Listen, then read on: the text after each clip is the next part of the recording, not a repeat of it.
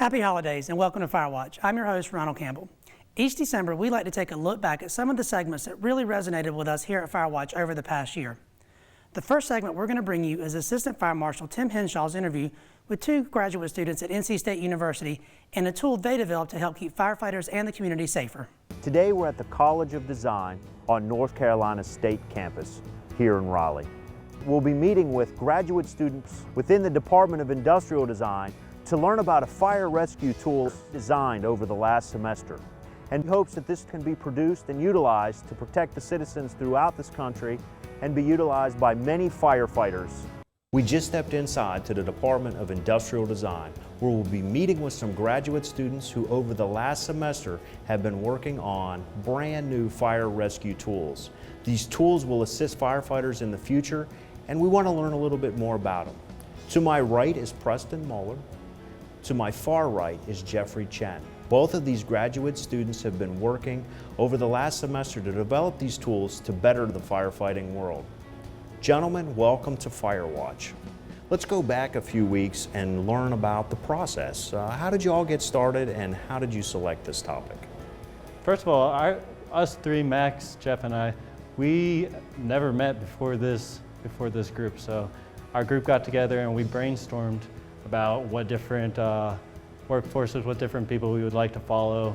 Okay, so in that early design phase, you guys, select fire rescue, and then how did you learn a little bit more about fire rescue? We actually got to visit the fire marshals, and we got to visit the fire station right down the road, and it was nice because they were very open with us, and they allowed us to come by anytime we wanted. They let us on the fire truck, let us try out the equipment, and encouraged it too. The team has been defined and you guys chose fire rescue. What was the process to get us where we're at, or what was the next step?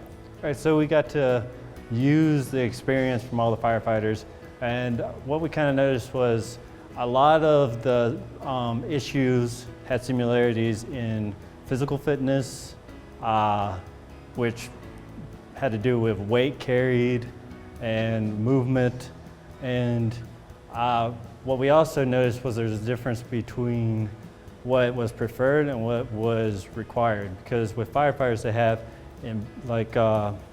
important tools that they might not use all the time, but for the fire marshal or whoever's getting the equipment, they still have to make sure that they have that equipment at all times in case they get in a situation where there's no way for them to get out. What we kind of came up with and realized was the equipment carried was the biggest opportunity we had. So we ended up all doing different designs and going different directions based off of what they carry inside of the building whenever they get off the truck.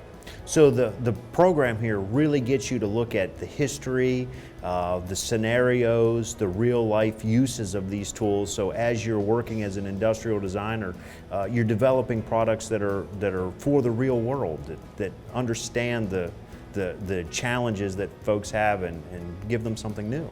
Right, and it's, the grad program is really nice because we focus on what they call the process, which is this.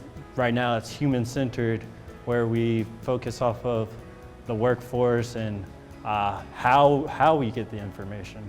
So, and then once we get the information, we show it in our sketches and in exterior research, also using books and the internet and everything like that. But it's really nice here that they focus on the process, and then they give you the tools to go about showing what you learned.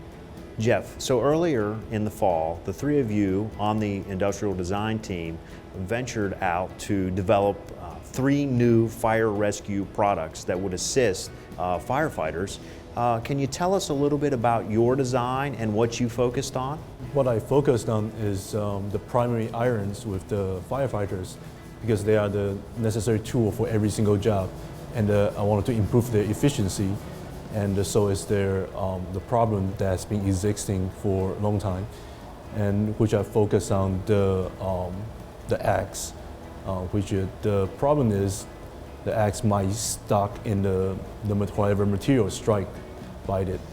So I designed an axe that can compress, release itself from the target and back to the hand of the firefighters easily. Okay, so most of our viewers are familiar with swinging an axe to cut firewood.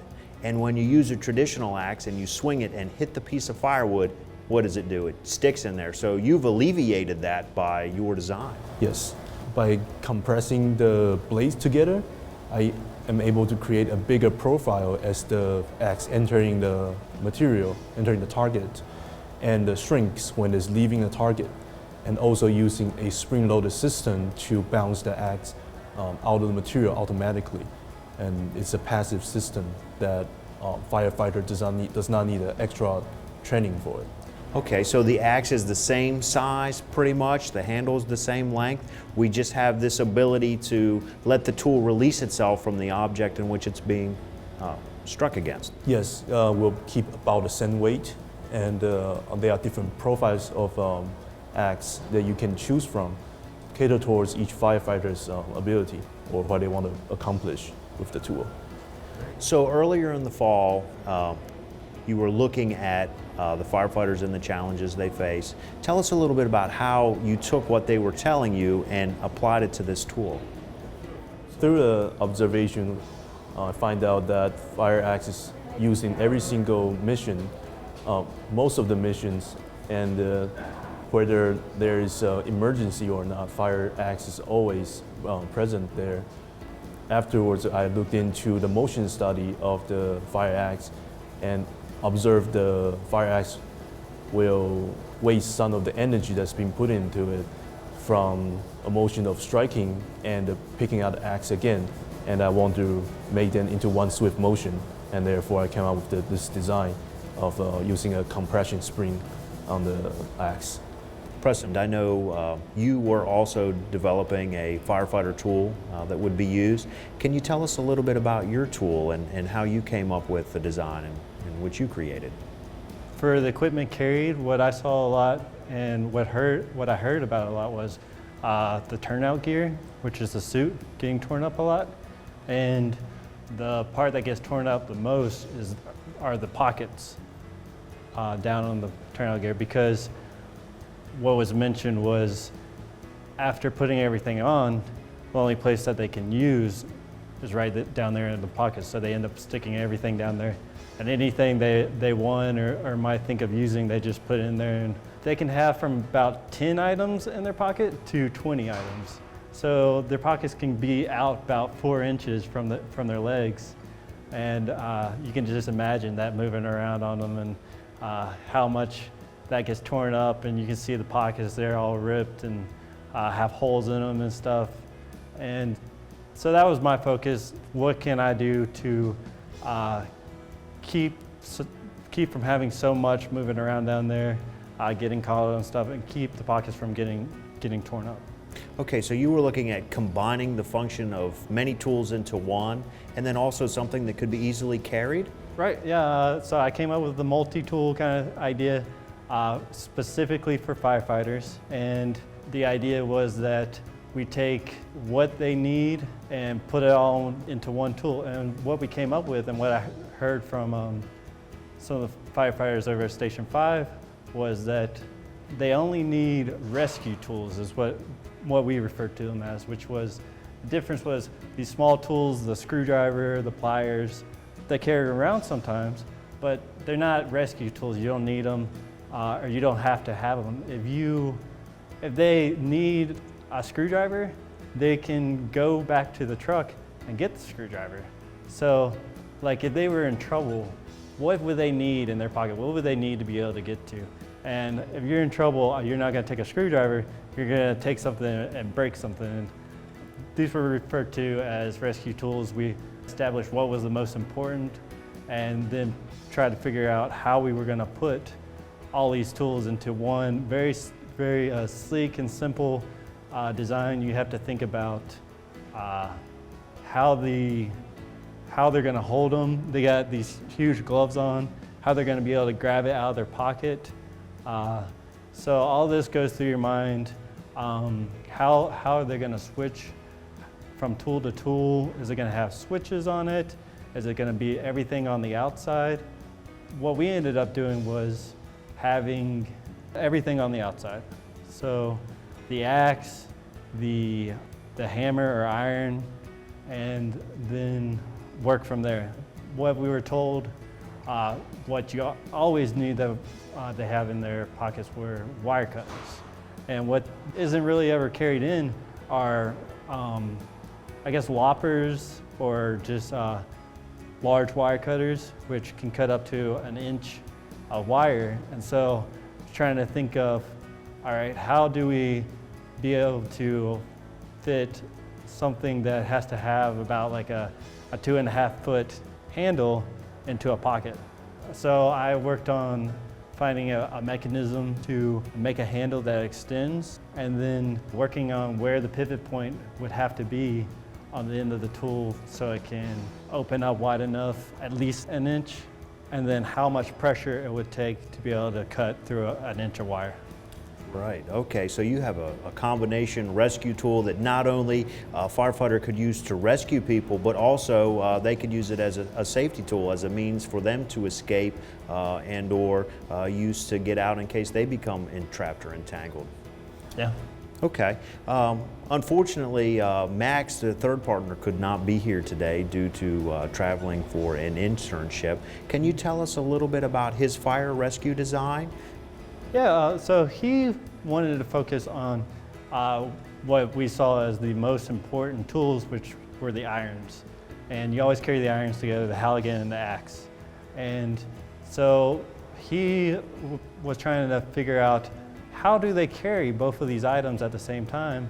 Or how do they carry these all the time? They don't want to ever drop them, but they can't. Sometimes they have to use a different hand. So where could they put these tools? And what he ended up figuring out was that firefighters aren't running through the house. They're not, they don't have to, like, jumping over stuff and like breaking down things. They have to move carefully. They get down on the ground and they keep one hand on the wall, and they're searching around, and they can't see that well.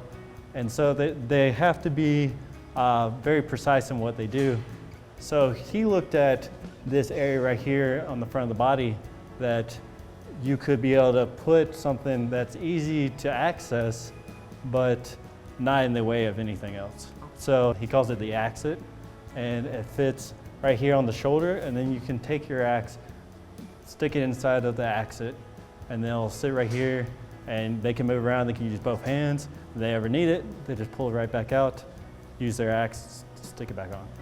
Well, thank you for sharing. It's really interesting to see that over the last semester that the three of you on the team were each able to develop a fire rescue tool from observations and review of history that really would help a firefighter and assist them in their daily job. It was exciting to see that, but even more exciting is the fact that you were able to, through this, develop a prototype that we can actually touch and go into the lab and see. Yeah, I'm excited to show it. Here's to the things that can keep us safe. Those we use all the time with hardly a thought. Those that are silently standing by to save our lives. And now, those that we carry with us everywhere we go. Many mobile devices will now bring you wireless emergency alerts, real-time information directly from local sources you know and trust. With the unique sound and vibration, you'll be in the know, wherever you are.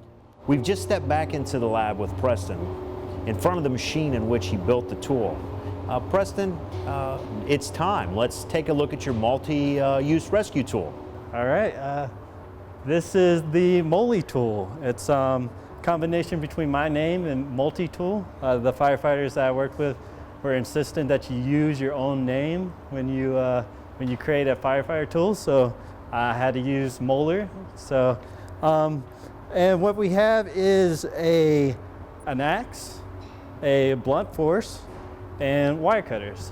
And then what also makes this unique is that the handle extends, letting you use this as a full-size axe, a full-size sledge, and then also 1 inch wide wire cutters. So The idea behind this is not only can you carry this in a small fashion, a lot of times with the Halligan, firefighters have to carry a sledge and also carry the Halligan. And that means that if they want to use a Halligan, but another firefighter's gone with a sledge, then they're stuck without being able to use it. And this will, having a small blunt force with them, will allow them to be able to hold the Halligan with one hand and wedge it in there with the other. And to make this, we have just great resources here at NC State. In the shop, we have a CNC machine. And then what's also great is we have people working in the shop all the time that if a student wants to come by and make something, if you don't know how to make it, they'll get it done for you. They'll show you how to use this equipment. So Jim Dean, he was a big help for me here. He ran the CNC machine. I put all the CAD files in, gave it to him. He put the aluminum in there. We cut it up, flipped it around, cut it again, fed everything together, painted it, put the decals on, make sure it looked nice and pristine, and make sure it worked. Biggest thing, making sure that it works.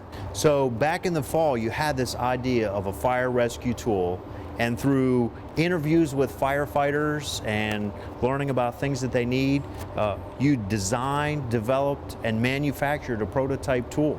Right. Just to go over kind of the process, we did our sketches, but then also, it's not easy to make. You got to buy all the aluminum or all the material. If you mess up on it, then you're going to have to buy it all again and go through it all again. So it's important to get everything as close to perfect as you can before you actually make the final prototype. And so something real quick, real easy, you make some foam models to check the size, check where things are going to move, just to make sure that everything's going to kind of fit in your hand right. If you want to change some dimensions, you're not going to know unless you feel it personally. And we were able to make just this little foam model right here and take it to the firefighters and have their perspective. And then what was interesting was specifically designing for a group, you have to think of what they're going to use while they use it. So the idea of a firefighter using a tool would be different than someone in a workshop or everyday person using a tool because they got gloves on. And so you have to think about that. We made just a quick measuring device. An idea was that right now this is at 3.5. And if you think about it, my hand's fitting right in there, and my hand's probably about an average of what firefighter's hand is, what a male's hand is. And so it's fitting right in there. But when a firefighter has a glove on, it's going to be about 1/2 inch on each side. So you can see that if a firefighter had a glove on, they're going to be touching right here in these points. And for a normal design, for a normal hand, if you're designing for that, then a firefighter puts his hand on here, his hand's going to kind of concave, and it's going to be impossible to hold. And it's these little things that you have to think about when you're doing the design, that if you miss that and you try to put this out on the market and the firefighter all of a sudden holds it with a glove on, they're not going to use it, and it's going to be useless. So that was a big turning point right here, was this idea of being able to just having to make these 2 points move over to fit a gloved hand. Thank you for listening to the concerns that the Raleigh firefighters brought to your attention, and spending a semester on a new tool, a multi-use tool that we can learn from and hopefully produce that will go out into the world and help us rescue people or ourselves in case we become trapped. And it's an excellent tool, and just thank you for taking that time to be with us for a semester. Yeah, it was a great experience. Thank you.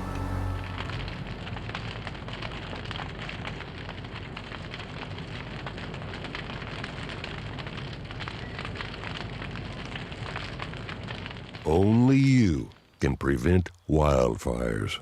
Welcome back to FireWatch. Continuing with our year in review show, we're going to go back earlier this year to an interview I conducted with a young lady in our community who wanted to give back. In late 2014, I was contacted by Rachel Flagman, and she asked me what she could do for her community. following this interview I conducted that tells exactly what she did. A few months ago, I was contacted by a young lady here in Raleigh who was seeking to give back to her community. Joining me today to talk about what she did for Raleigh is Rachel Flagman. Rachel, thanks for joining us on FireWatch. It's great to be here. Okay, so what did you do? I decided that for my bat mitzvah, I was going to collect stuffed animals and donate them to the fire station in my community. Fantastic. So why did you decide to collect stuffed animals? A few years ago, I was in a car accident, and the firemen, when they came, they gave me a little stuffed animal, and it just like calmed me down. It made me feel better. And so you didn't just do this just because, you decided to do this as part of your bat mitzvah project, correct? Yes. All right, so for those of us who are watching who don't know what a bat mitzvah is, tell us, what is a bat mitzvah? Well, a bar and bat mitzvah are the same. Bat is for girls and bar is for boys. And pretty much it's when you're like becoming an adult in your community, in your congregation. We're pretty much like a big family. We help each other out in like tough times and all that. And you're just basically showing them that I'm the next link in a long chain in our religion. Okay, and your religion is the Jewish faith, correct? Yes. Okay, so this bat mitzvah is sort of the culmination of many years of study, correct? Yeah. So how long ago did you start preparing for this? I started in kindergarten with like learning the alphabet and learning the numbers. And so the alphabet and the numbers, you're talking about the Hebrew alphabet, correct? Yes. So starting in kindergarten, you started learning an entirely different language. Yeah. Okay, so you've learned all the language of your faith as well as all the traditions in your faith as part of this process, right? Yes. And so at the end, you got to have sort of a celebration to celebrate with your family, with your congregation, your achievement. Is that basically what a bat mitzvah is? Yes. Okay. As part of this celebration, you decided for all the people who were coming that they had to bring something. What did you tell folks when you said, this is what I'm doing? How did you sell this? I said, a few years ago, I was in a car accident and me and my dad were luckily not hurt. It was actually a really bad accident and me and my dad were like barely hurt, just a few scrapes and bruises. And when the firemen showed up and they gave me the stuffed animal, it just like calmed me down, like just sort of helped me feel a lot better than I was. I was like all panicked and scared. And so you told your friends and family that because of that, you wanted them to bring a stuffed animal so that maybe we could pass that along to someone else who was in a stressful situation. Yes. All right, you met me back in December for the first time to see if this was a possibility. And you said, I want to do the stuffed animals. And I said, great. And you said, is there anything else that we can do for the fire department, for our community? What did I tell you? Smoke alarms. Smoke alarms. And so not only did you and your friends help collect stuffed animals that we'll give to other children in crisis, but you donated a bunch of smoke alarms here that we're going to give to families not just in the Briar Creek area, but around Raleigh to help keep them safe. I think that's fantastic. Was it just the people who came to the celebration who donated, or did you get any kind of outside help from maybe local businesses? We went to Lowe's Hardware and we were able to get them to donate a few boxes. And they also gave us a discount on like extra boxes to buy. Okay, fantastic. So we've got a lot of smoke alarms here that we can distribute to areas of need in Raleigh. They've got some stuffed animals here that we can make sure that we get to the hands of children who need them. And before we go, one more kind of follow-up question. Do you still have the stuffed animal you got all those years ago? Yes. You do. So what kind of animal is it? It's an elephant. An elephant. And have you named this elephant? Yeah, I named it Ellie because I was like really young and I took sort of the first part of elephant. Makes perfect sense. Yeah. Does this elephant still kind of help you out from time to time? Yeah, I keep it under my pillow and I just sort of like pull it out when I'm stressed. Even in stressful times as a middle schooler, this elephant that you got from a firefighter all those years ago still brings you some comfort. Well, we're looking forward to giving these stuffed animals out to other children in Raleigh who might need a little comfort and for getting these smoke alarms into homes of those who need them. So Rachel, thank you so much for your thoughtfulness for the community and for the citizens of Raleigh, and we appreciate you being on FireWatch. Thank you. Don't let E. coli mosh with your food. An estimated 3,000 Americans die from a foodborne illness each year. So always separate raw meat from vegetables. Keep your family safe at foodsafety.gov. Welcome back to FireWatch. For the last segment in our Year in Review show, we're going to go back to the summer and highlight the Raleigh Youth Fire Academy. Following is the interview I conducted with one of the campers at this year's camp. This week, the Raleigh Fire Department, in conjunction with Raleigh Parks Recreation and Cultural Resources, is hosting its annual Youth Fire Camp. Joining me today to talk about camp is one of the campers, Emma. Emma, thanks for joining us here on FireWatch. Thanks, glad to be here. All right, so before we get started with talking about fire camp, what grade are you going to be in the fall? Well, I'm going into 7th grade. All right, so you're roughly 12, 13 years old. Yeah. All right, so tell us, what have you done so far this week at camp? Well, so far we've gone to the 911 center and we've gone to Station 1. We've also visited the Firefighters Memorial. And on Monday, an engine from Station 6 came to see us. And today we're at the training center and we just were in the museum. And we also this afternoon are going to do some EMT stuff. So far we've done roughly 2.5, 3 days of camp so far. So of the things we've done to this point, what have you enjoyed the most? Well, I really enjoyed the 911 center because I thought it was cool to listen in on the calls and to see how they actually responded to the situations. All right, so that's pretty neat. Not a lot of people get to go to the 911 center, so that's a pretty unique opportunity that camp gets you to do. Yeah. All right, so what do you think is coming up this week? We've talked a little bit in camp about some of the future activities. What are we going to do Thursday and Friday? What have you heard? Thursday, we are going to Station 28 and we're cleaning their station for them and our teams. And then we are getting pizza for lunch. And then on Friday, there's a truck coming from Station 28 and you're going to dress up in the fire suit and spray us all with water, and we're going to have like a water fun afternoon. So we're going to have a little bit of a fun afternoon on Friday to kind of reward you guys for your hard work. And to make it clear, the pizza is sort of a reward for cleaning the fire station because that's something our firefighters have to do every day when they're at work. So before you started the camp, did you have any interest in being a firefighter? Well, not as much, but now that I've been here and done some of the stuff, I have a little bit more of an interest. But even if you don't want to become a firefighter, and that's absolutely okay, this is still kind of an interesting camp to do. Would you recommend it to other kids your age? Yes. Okay, why would you recommend it? Because it's just really fun and it's neat to go behind the scenes and see some stuff that the general public just doesn't get to see every day. Okay. Well, Emma, we appreciate you taking some time out. We'll let you get back in the museum with your other campers. And thanks for joining us here on FireWatch. Thanks for having me. We here at the Raleigh Fire Department and the Raleigh Television Network want to wish you and your family a safe and happy holiday season. We'll see you in 2016.